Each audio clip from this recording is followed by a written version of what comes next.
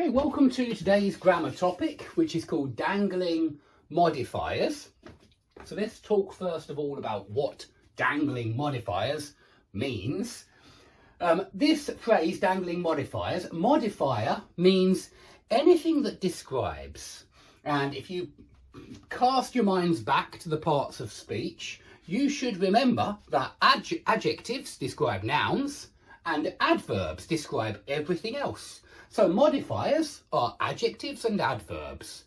And I want you to understand that an adjective can be one word or it can be an adjectival phrase, which is many words. And so if you have a phrase like currently 26 billion barrels a year, that's an adjective. That's describing something. The whole lot of it is describing something. Another example, originally developed by ancient Hawaiians. That's describing something. Yes, something was originally developed by ancient Hawaiians. Okay, and so that is describing something.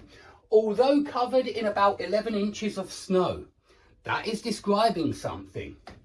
Before its independence in 1947, that is describing something. So all of these are actually adjectival phrases. Yeah, they're modifiers. And the difference between an adjectival modifier and an adverbial modifier is sometimes very close, I must admit.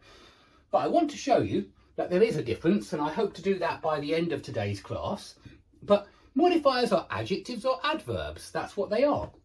And a dangling modifier is technically a mistake, because a dangling modifier is a modifier where it's not clear what it modifies, what it describes. And if it's not clear what it describes, it's a badly written sentence.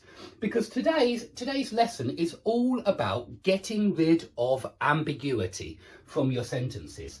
And it's very easy to make a sentence, as Groucho Marx did many, many years ago.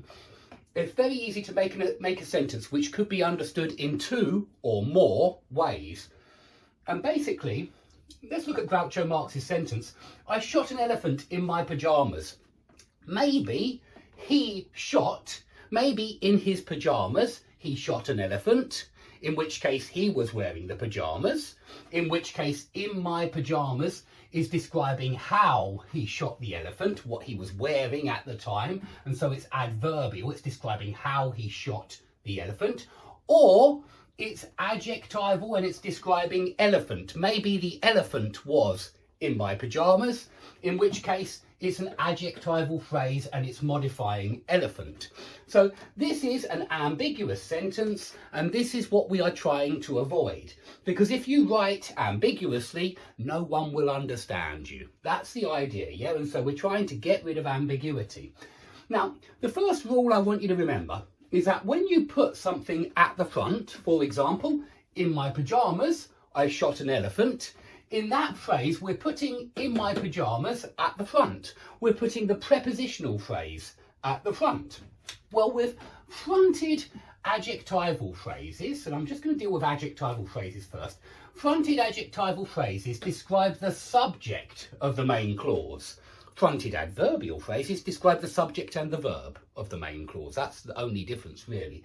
But fronted adjectival phrases describe the subject of the main clause, okay? And that must be the case. If they don't describe the subject, well, then they're ambiguous and they will be difficult to read. In fact, it's considered a mistake to start with a fronted adjectival phrase that doesn't describe the subject of the main clause. And by subject, I mean the doer of the verb in the main clause. So let's go through a question and see what I mean.